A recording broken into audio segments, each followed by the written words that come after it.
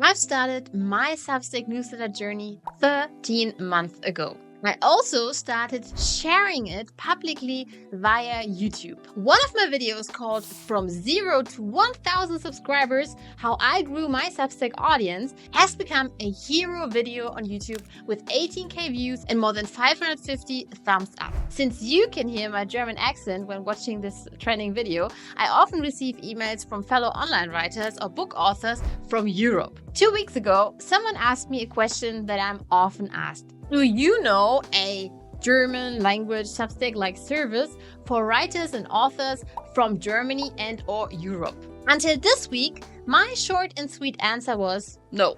Things can change quickly in the list builder game. Substack is growing and improving. I can share the exciting news. The newsletter platform Substack shipped an entire suite of new features that level up the Substack newsletter game. Firstly, writers who are not native speakers and write in another language can now set a default language for their Substack publication, for instance, German. Second, your readers can now pay for a subscription in their local currency. This is called multi-currency pricing, and it definitely has its advantages. Third, subscribers can use 4 alternative payment methods called APMs if they are located in Europe. I'd call all of the 3 mentioned growth features since they help you as newsletter writer attract more free subscribers and convert paid subscribers from around the world. In their official statement, Substack stated, "We are encouraged to see that new readers around the world are discovering writers and supporting them directly. We hope these new features will continue to foster those connections." As you can see, the majority of my subscribers come from the United States. However, my newsletter, Christina's newsletter, is read in 110 countries. Especially a multi-currency feature is a big deal. Here is what you need to know right now about Substack's new international growth features. How to pick a default language for your Substack. As a Substack writer, you can now set your local language as default for your publication, depending on your target audience and the language you're writing your newsletters. For instance, if you are from Germany, France, Portugal, Italy, Brazil, or Spain, you can now set up and publish your publication in any of these languages. When a reader visits your publication, it is as if the whole publication, besides the content you've written in English or a different language, will be in the translated language. Here is an example from Elisa Piquini, a newsletter writer from Italy with gluten-free trips, which has hundreds of paid subscribers. As for the reader experience, here is what will automatically be translated. Subscribe buttons, navigation bar, subscription tiers and their benefits, paywalls in posts for paid subscribers, call to action buttons, password reset links, a pledge thank you mail, payment confirmation email. This is a confirmation email in German instead of English. To be honest, this could be a bit sexier. For instance, I don't know why there is a clamp in the call to action button, bestätige Abonnement, confirm subscription. In addition, as a newsletter writer for the German language, it would be great to decide whether I want to address my audience in a formal Sie, you, or an informal Du, you.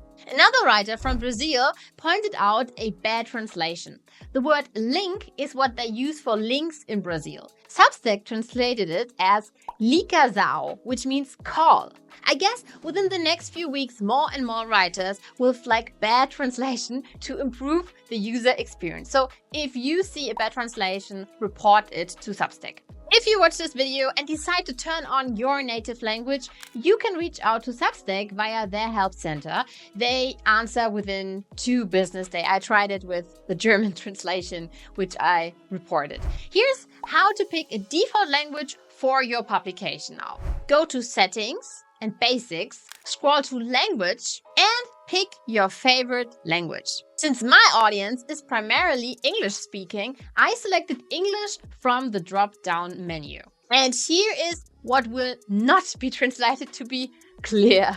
Substack will not translate something you've written in your voice. Let me give you an example. Let's say you've changed the default welcome email for free and/or paid subscribers. Then you'll have to decide in which language to address your subscribers. In addition, customized polls, subscribe buttons, and of course, as I said, the text in your post will not be touched. As for the writer experience, I also like that your publication's dashboard will be translated, meaning the publication's settings page as well as the subscriber's dashboard.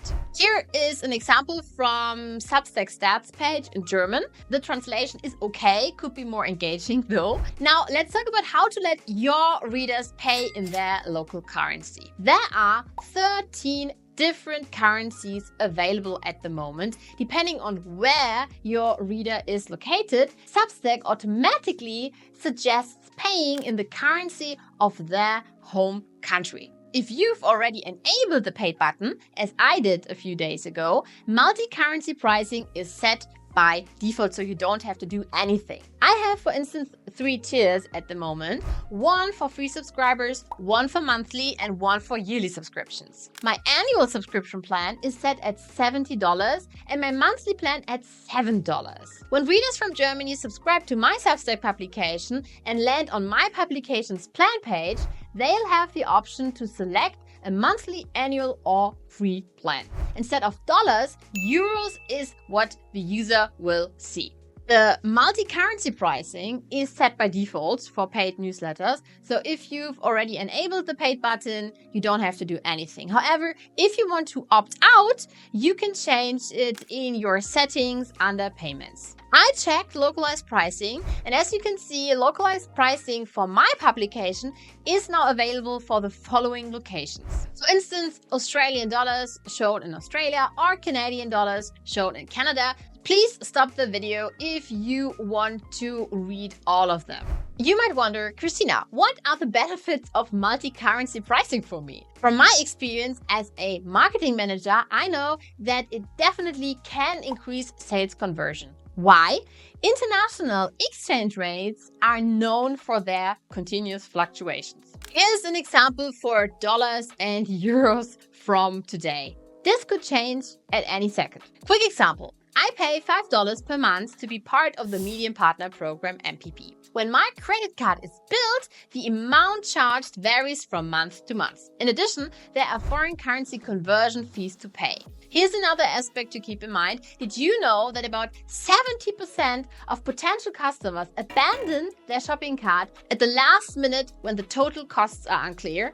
Pricing in a foreign currency is part of this. So from a customer perspective, the mentioned pain points can really feel frustrating. That's why it is great Substack now lets us charge our potential subscribers in their local currency.